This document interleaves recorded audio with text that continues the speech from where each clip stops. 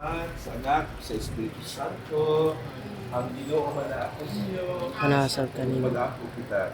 Dahil kung ikaw, Ginoong Diyos, haring ang tibuok kalibutan, imong gibuhat ang tanang kabuhatan, pinagi sa iyong anak, kung pinagi kaniya, imong gisangga ang tanan, diya sa iyong pag-amuma.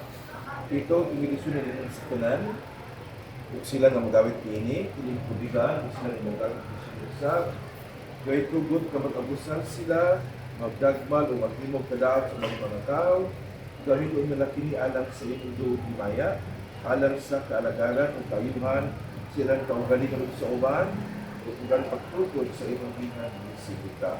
Amahan, pataling mo yan among pag-ampo kaya mo pinigi halang pinaagi ni Kristo among Ginoo. Amen. Pag-ampo kita sa amahan namo, kitang tanan. Amahan Namo, namo, nga nalakas sa sa langit, langit, dahil mo iyong ngalan, mabot ka sa langit ng binarian, pagkuha ng iyong pagbubuti sa ipa ngayon sa langit. Gawin mo ang sumunod na alam.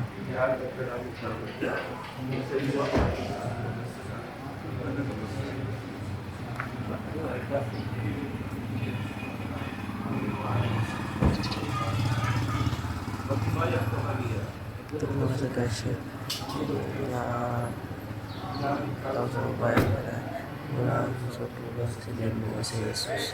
Santa Maria na anak sa Diyos, Ama po Maria sa sala, kalong sa oras sa aming kamatay. Amen.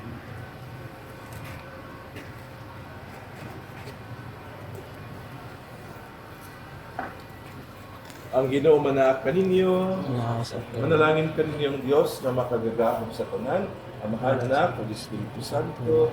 Amen. Kitsin nyo.